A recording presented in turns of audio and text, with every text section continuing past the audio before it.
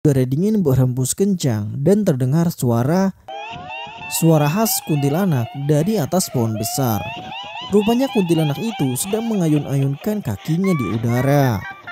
Aku mulai menangis ketakutan. Aku berdoa sambil menangis.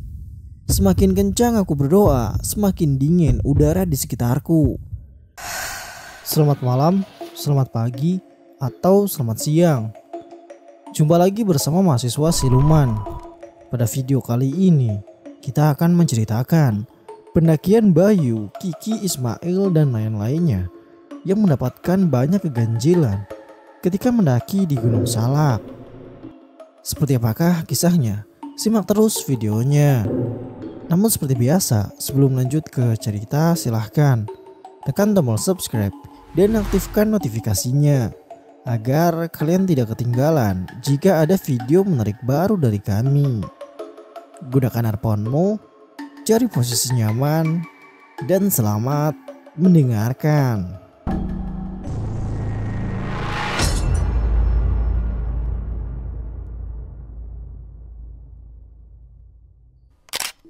Suara klakson Metro Mini terus menyalak nyaring, seolah menyuarakan ketidaksabaran pengemudinya, menyuruh mobilku untuk minggir dari jalannya.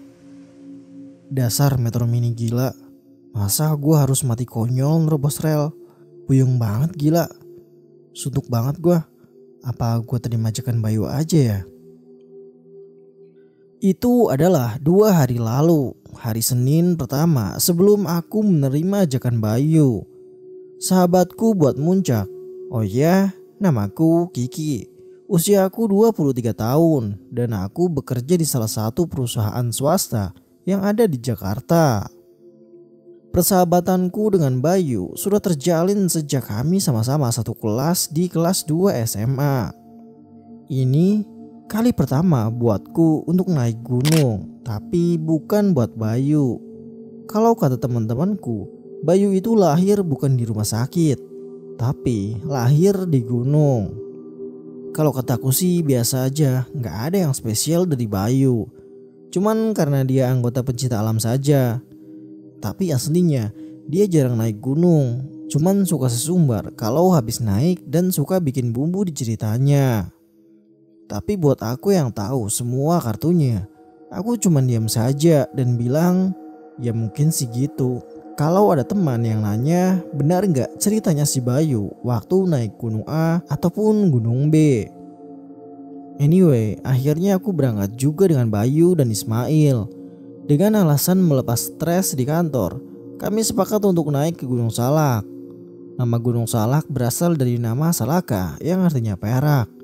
Gunung Salak merupakan salah satu gunung di Jawa Barat yang masih menyimpan banyak misteri. Konon katanya, jika niat kita tidak baik, maka akan celaka nantinya. Dan sangat pantang untuk bertanya di mana buah salaknya ketika sedang mendaki.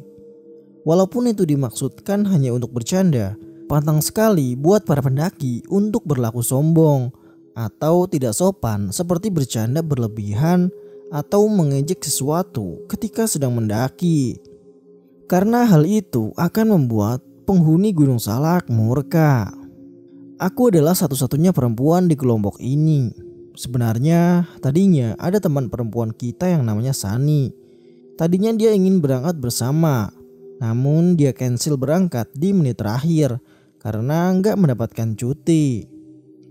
Walau cuman kami bertiga, akhirnya kami memutuskan untuk berangkat juga. Bayu secara nggak langsung menjadi pemimpin di kelompok karena selain dia anak pencinta alam, dia cerita dia sudah 2 kali berhasil muncak di gunung ini. Kita sepakat memilih jalur pendakian yang terpendek walaupun terkenal sulit medannya. Selesai registrasi, kita mulai jalan menuju gerbang rimba dan sesampainya di sana, Ismail mengeluarkan HP dan kami pun berfoto bersama secara bergantian. Ketika giliran aku memotret, secara aneh foto yang aku ambil gak pernah fokus dan selalu berbayang sampai akhirnya Bayu gak sabar dan mengambil alih untuk memotret. Ah, bego amat lu Ki, masa moto aja lu gak becus begitu? Bagaimana di atas nanti? Nangis lagi lo minta pulang.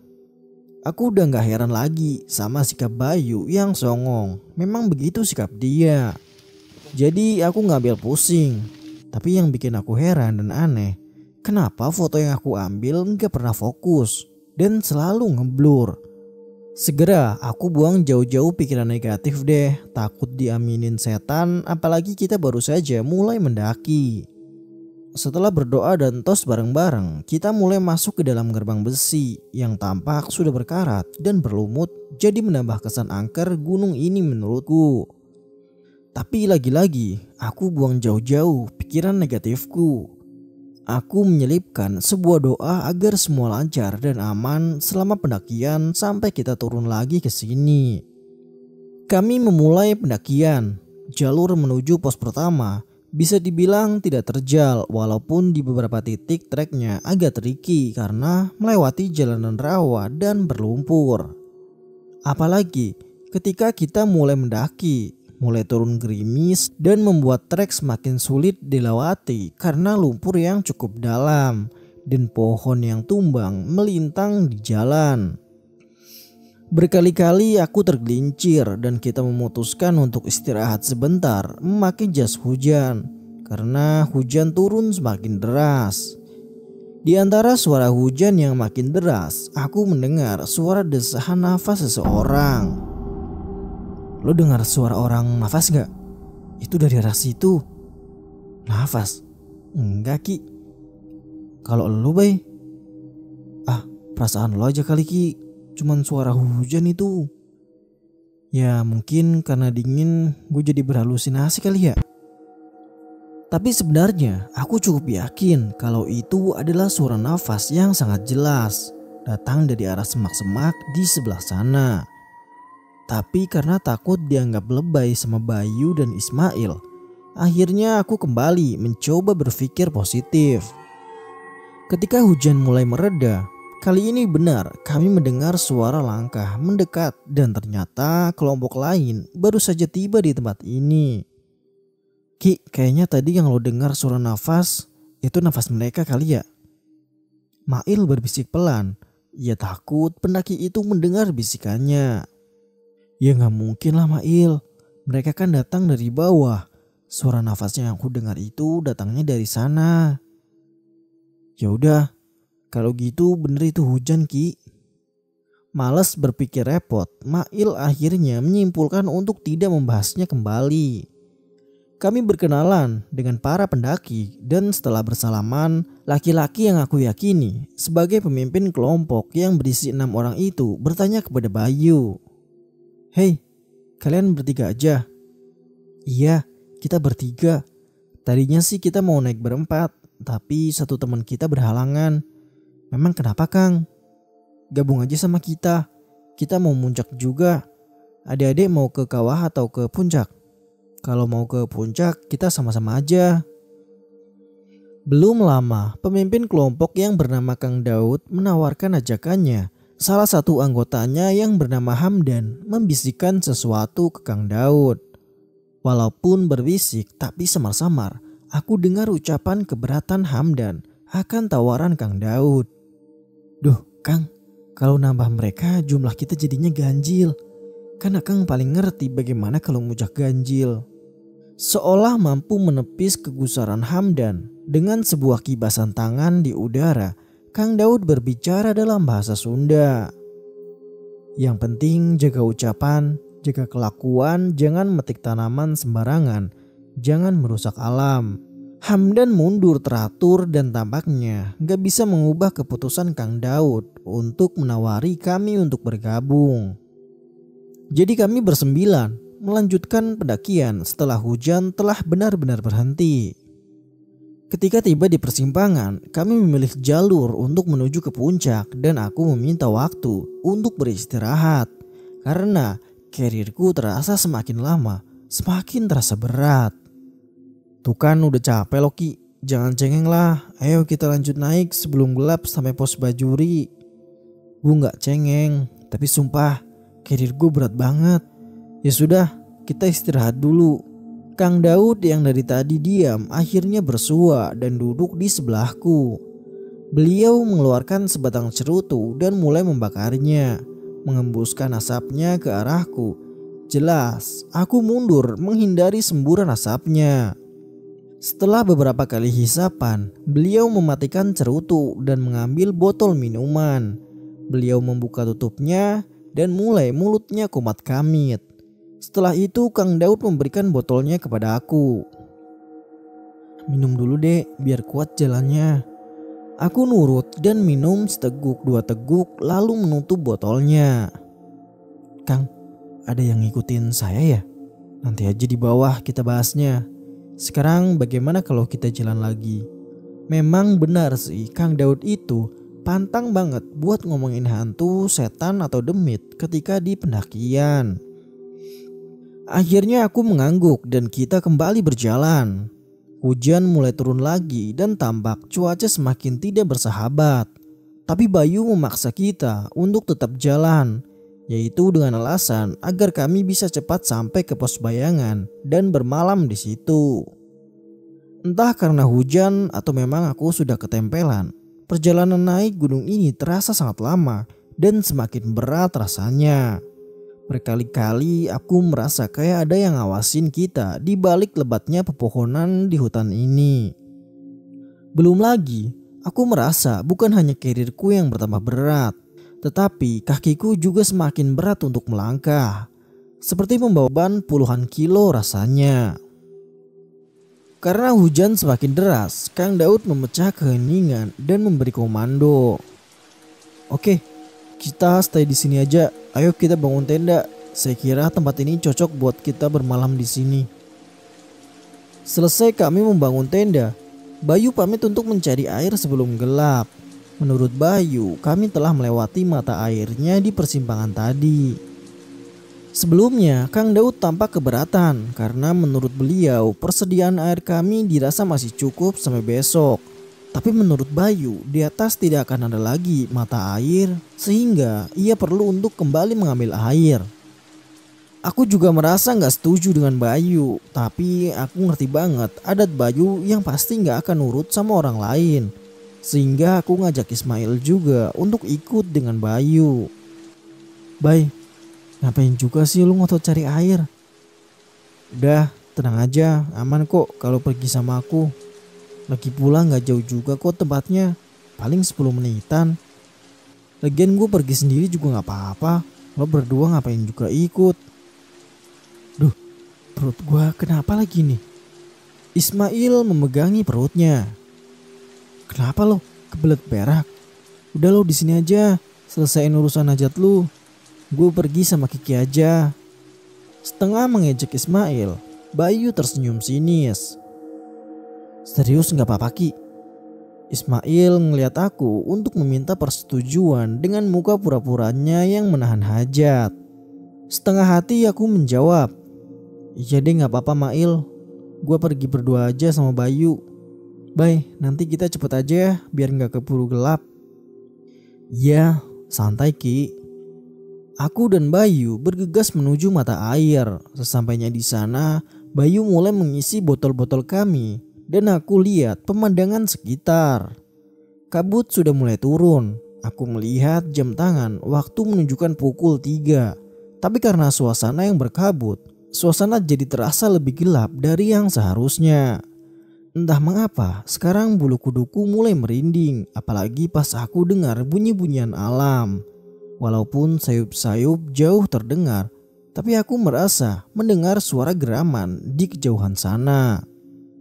Sekarang aku mulai parno. "Woi Bay, cepetan dong. Ntar dulu Ki, gue sekalian kencing nih di situ. Bentar ya." Buat ngusir ketakutanku, aku mencuci muka. Aku merasa ada orang di belakangku. Sontak aku menoleh. Ternyata ada pendaki lain yang kayaknya mau minum juga dari air mata ini. Maaf Kang, mau minum juga di sini." Aku bernafas lega, ternyata pendaki lain bukan jurit atau demit. Pendaki itu cuma senyum dan mengisi gelas minumnya dengan air. Memecah kesunyian, aku mencoba mengajak ngobrol pendaki ini. "Sendirian aja Kang, temen Akang mana?" "Gak ada, saya lagi solo trekking." "Ya sudah Kang, silakan dilanjut. Saya mau ke teman saya dulu. Baru beberapa langkah, tercium bau busuk, perasaanku langsung gak enak. Baru aku sadar, kayaknya ada yang aneh dengan Akang itu. Aku menoleh dan benar ternyata Akang itu sudah menghilang. Gak mungkin, baru beberapa langkah aku pergi, Akang itu sudah hilang dan tidak ada sama sekali suara langkah dia pergi dari tempat ini. Buru-buru aku menyusul Bayu. Bayu, cepetan Bay. Ayo kita cabut dari sini, cepet. Ngapain sih lo buru-buru banget Ki? Udah deh Bay, cepetan Bay. Tadi gue ketemu setan. Wah, hoki dong lu lihat setan. Kata emak gue kalau lihat setan tuh lu mau dapet duit tahu. Nggak lucu lo Bay. Buruan ayo kita cabut dari sini. Nyantai aja sih. Nih lo lihat nih jimat gue.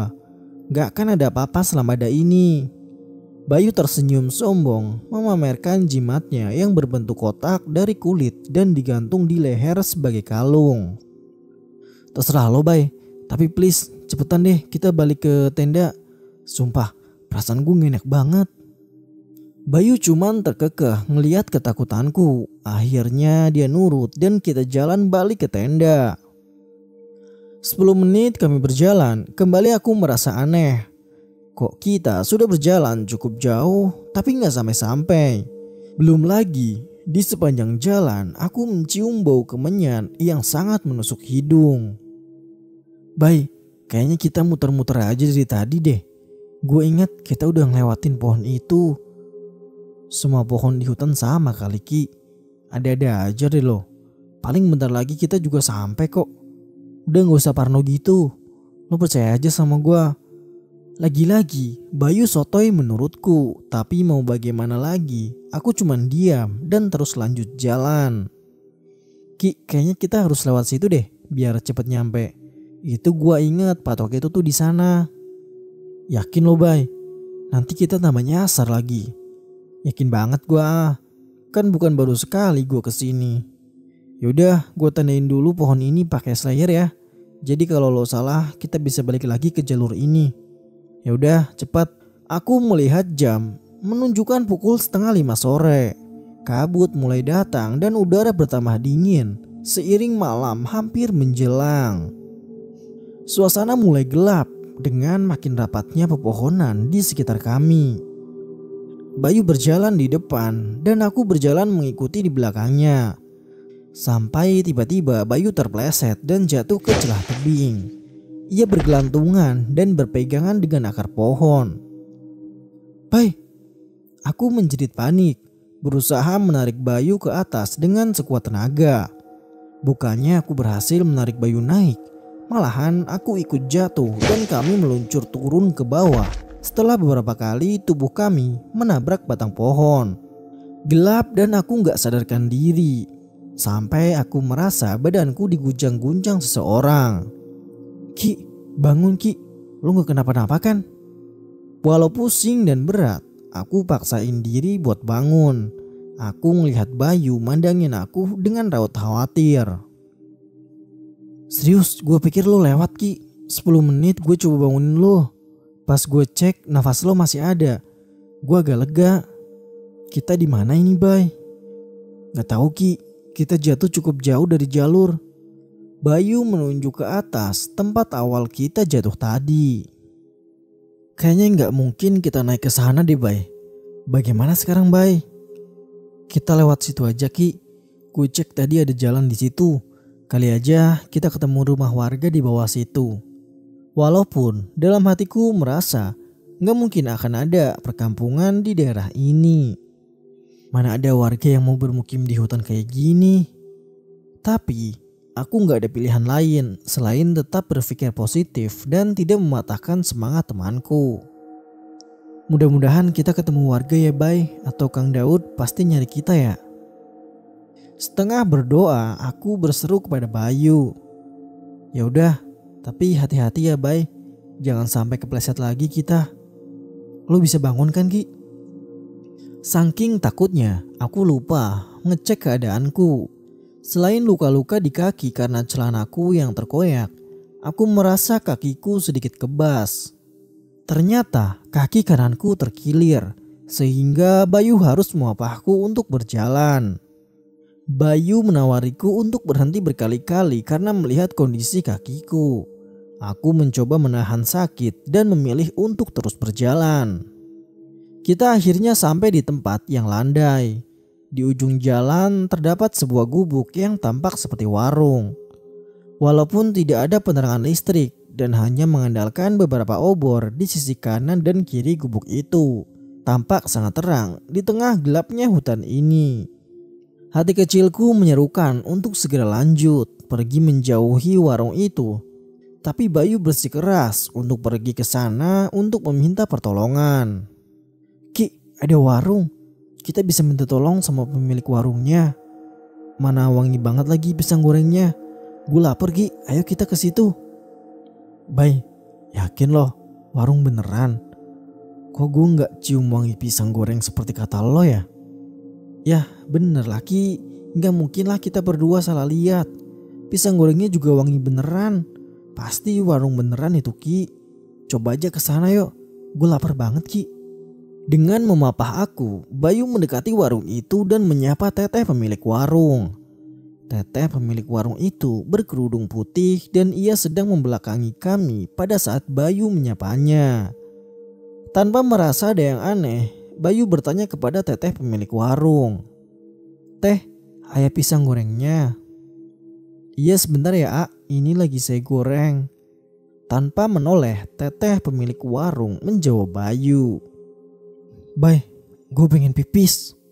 Tiba-tiba aku gak bisa menahan untuk pipis. "Teh, teman saya pengen pipis. Di mana tuh kamar mandinya?" "Ada di belakang A." "Mau gue antar Ki?" Bayu menawarkan diri, tapi aku tahu Bayu tampak tidak sabar menunggu pisang goreng Teteh itu matang. Jadi aku mutusin buat coba pergi sendiri. "Gak usah Bay, gue bisa kayaknya." Benar, kamar mandi yang dimaksud ada di belakang gubuk ini. Sama dengan warung Teteh di depan, di sini pun tidak ada lampu buat penerangan. Hanya ada obor di depan pintu kamar mandi. Aku masuk, aku berjongkok dan mulai pipis. Gak lama, terdengar orang menggedor-gedor pintu, tanda tidak sabar. "Sebentar, saya lagi pipis." Aku teriak buat menghentikan orang yang menggedor pintu. Gedoran pintu berhenti dan keadaan hening sebentar. Tapi ketika aku hendak mengaitkan celana setelah selesai pipis, gedoran tidak sabar dimulai lagi. Dan makin lama makin kencang, sehingga mengguncang pintu reot kamar mandi ini. Iya, saya keluar." Aku berteriak, kemudian membuka pintu. Anehnya ketika aku membuka pintu, tidak ada seorang pun di luar. Merasa ada sesuatu yang gak beres, segera aku tertatih mencari Bayu. Aku melihat Bayu sedang menikmati pisang gorengnya dan Teteh pemilik warung masih pada posisi yang sama, tetap membelakangi Bayu. Hampir setengah porsi pisang goreng sudah dilahap Bayu. "Teh, tadi ada orang yang gedor-gedor pintu kamar mandi. Siapa ya Teh? Pas saya buka udah gak ada." "Oh, itu yang tinggal di sini juga." Teteh itu menjawab dengan pelan. "Tapi saya buka gak ada Teh." Aku yakin penglihatanku gak salah. Gak ada siapa-siapa di sana. Gak ada juga orang yang dimaksud Teteh ini. Dia gak suka sama yang dibawa AA ini. Suara Teteh pemilik warung sekarang mulai terdengar menyeramkan di telingaku. Sontak Bayu tersedak. "Gak suka? Gak suka kenapa Teh?" "Gak suka sama yang menggantung di leher A." "Ini maksudnya Teh." Bayu menunjukkan jimatnya. Teteh pemilik warung secara perlahan memutar kepalanya. Ya, hanya kepalanya yang berputar menghadap kami. Sedangkan tubuhnya masih berada di posisi yang sama, sedang memasak pisang goreng. Tapi yang paling membuatku terkejut setengah mati, yaitu wajah Teteh pemilik warung itu bermuka rata, tanpa alis, tanpa mata, tanpa hidung dan tanpa mulut. Melihat itu aku segera berlari dan menyeret kakiku yang sakit dan gak lupa juga menarik lengan Bayu. untuk menjauhi warung setan itu. Aku terus berlari tanpa henti. Setelah aku yakin kami telah jauh dari warung dan setan itu tidak mengejar kami, aku berhenti. Nafasku gak beraturan, jantungku seperti mau pecah. Aku menoleh ke arah Bayu yang tiba-tiba bicara ngelantur. "Ki, kita tinggal di sini aja yuk." "Hah? Maksud lu, Bay?" Masih belum pulih shock, aku melihat setan muka rata sekarang menghadapi Bayu yang sepertinya sedang kerasukan. "Ya lihat deh, di sini tuh gelap, dingin, rame, banyak orang kayak gue juga di sini." Bayu menyunggingkan senyum misterius. Ia kemudian melanjutkan ocehannya. "Banyak orang yang mau tinggal di sini juga kayak gue. Tuh kayak yang di sana itu." Bayu menunjuk ke rimbunan pohon dengan senternya. "Jangan ngaco lu, Bay, kalau ngomong. Gak lucu tahu. Sumpah gue takut banget. Gue mau nangis nih. Diem gak lo? Awas jangan ngomong aneh-aneh kayak gitu lagi." Tiba-tiba Bayu bersenandung ringan dan tertawa. Tatapannya tampak kosong dan makin ngebuat aku merinding mendengar senandungnya. "Tinggal di sini ya kita, Ki. Kita tinggal di sini. Rame sama teteh warung itu juga. Ayo kita tinggal di sini ya, Ki." Bayu terus bersenandung dan tertawa menyeramkan. Aku mundur menjauhi Bayu ketika aku melihat di sekeliling Bayu muncul banyak penampakan. Di sebelah kanan Bayu ada teteh pemilik warung muka rata. Di sebelah kiri Bayu ada akang pendaki di mata air. Belum lagi di belakang Bayu ada harimau yang mengeram dan siap menerkam mangsanya. Dan yang paling membuat bulu kuduku merinding ketika udara dingin berhembus kencang dan terdengar suara khas kuntilanak dari atas pohon besar. Rupanya kuntilanak itu sedang mengayun-ayunkan kakinya di udara. Aku mulai menangis ketakutan. Aku berdoa sambil menangis. Semakin kencang aku berdoa, semakin dingin udara di sekitarku. Aku mendengar suara yang mirip desisan dan bisikan yang semakin lama semakin nyaring di telingaku. Tapi aku gak bisa dengar apa bunyi bisikan itu. Dan tidak ada siapapun di situ, hanya ada aku, Bayu dan mereka yang sedang mengamatiku. Di antara doa yang aku panjatkan, aku meminta agar Kang Daud mencariku dan Bayu yang menghilang. Tidak lama kemudian, seolah doaku dijawab. Tiba-tiba, aku mendengar suara orang memanggilku. "Dek, Dek." Suara yang sangat familiar. Aku menoleh dan melihat sekelebat bayangan yang mirip Kang Daud di antara pepohonan. Bay, sadar Bay. Itu Kang Daud memanggilku di sana." Aku masih berusaha menyadarkan Bayu di tengah kesurupannya itu. Dengan mata melotot, Bayu mengeram ke arahku. "Gak mungkin ada Kang Daud, Ki. Di sini yang ada cuman orang mati, Ki. Seperti kami ini." Bayu kembali tertawa menyeramkan. Dengan membaca bismillah tanpa pikir panjang, aku menyenter ke arah bayangan Kang Daud dan mulai berlari meninggalkan Bayu yang tengah kerasukan itu. Aku terus berlari menyeret kakiku mengikuti bayangan sekelebat itu. Aku lari makin menembus ke dalam hutan ini. Senterku mati secara tiba-tiba dan keadaan di sekelilingku gelap seketika. Gelap. Kenapa nggak ada cahaya di sini? Belum pernah aku merasakan setakut ini. "Tolong, siapapun di sana." Mengapa suaraku nggak keluar? Sekuat tenaga aku berteriak, tapi nggak ada satu kata pun yang keluar. Seolah aku adalah seseorang yang bisu yang berusaha bicara lantang. Makin aku teriak, makin tenggorokan ini terasa tercekik, terhimpit dalam gelap. Tidak, suara itu semakin mendekat. Suara aneh yang gak mungkin berasal dari makhluk nyata. Bukan hewan, jelas bukan manusia. Suara kombinasi antara desisan dan bisikan. Suara halus yang pelan tapi terasa nyaring di telinga. Berusaha sekuat tenaga, aku gerakin kaki untuk hengkang jauh dari sini. Menarik kakiku yang terseret-seret. Menjauh, aku berusaha semakin menjauhi suara yang semakin jelas mengejar di belakang. Suara itu semakin jelas membentuk suatu kata yang pantang diucapkan oleh pendaki. Kata itu adalah Aku terus berlari, menyeret kakiku sambil menangis. Tolong, gue gak pingin mati di sini. Tolong. Akhirnya, aku bisa juga berteriak. Tapi percuma, aku berteriak. Gak ada orang juga di sini. Tapi aku gak mau mati. Aku harus menjauhi siapapun yang mengejarku di belakang. Entah Bayu, entah setan lain yang mengejarku. Kang Daud. Aku berteriak memanggil, berharap sekelebat bayangan mirip beliau kembali menampakkan diri. Dan kembali aku melihat bayangan itu menunjukkan arah. Kembali aku berlari mengikuti bayangan itu sampai terdengar gemericik air. Bayangan itu hilang seiring dengan subuh yang mulai datang. Aku terus berjalan mengikuti suara air sampai tiba di sebuah mata air. Aku gak kuat lagi berlari. Tenagaku sudah habis, kakiku juga sakit bukan main. Aku terduduk di salah satu bebatuan berharap menunggu bantuan datang. Kang Daud pasti juga sedang mencariku dan Bayu karena semalaman kami tidak pulang. Karena terlalu lelah, aku akhirnya tertidur dan terbangun karena sebuah tepukan. Ternyata seorang warga menemukanku sedang tertidur. Jangan tidur di sini, Neng. Bahaya tuh, Neng. Tolong saya, Pak. Saya tersesat. Neng bisa jalan. Mari saya bantu sampai bawah. Warga itu membantuku turun sampai ke base camp.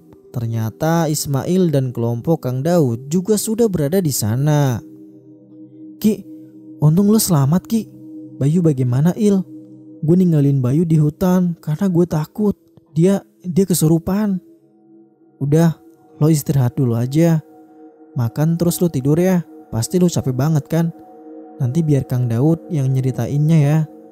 Setelah selesai beristirahat, Kang Daud akhirnya mengajak aku untuk mengobrol. Udah tenang kamu, Di?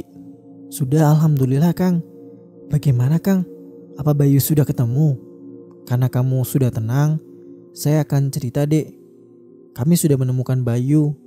Alhamdulillah. Aku segera memanjatkan syukur. Aku merasa bersalah karena ketakutan dan meninggalkan sahabatku sendirian.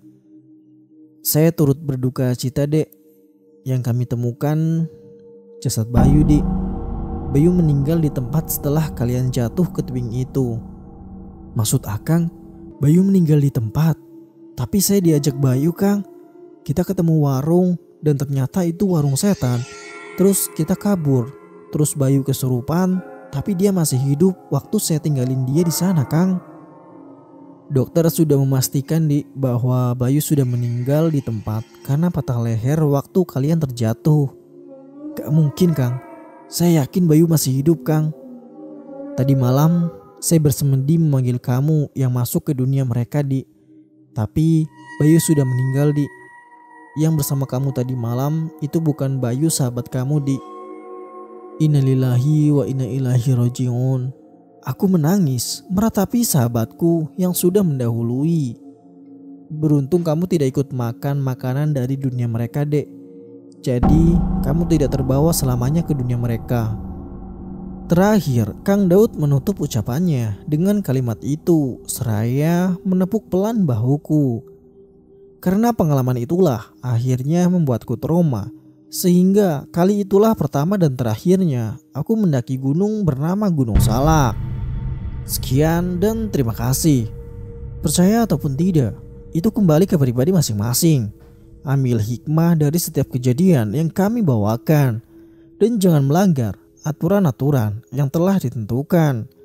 Buat kalian yang punya kisah menarik seputar pendakian atau kisah apapun itu, silahkan kirimkan ke email kami yang ada di deskripsi. Atau bisa juga DM di Instagram @mahasiswa_siluman. Sampai jumpa di video kami selanjutnya. Salam lestari, mahasiswa siluman.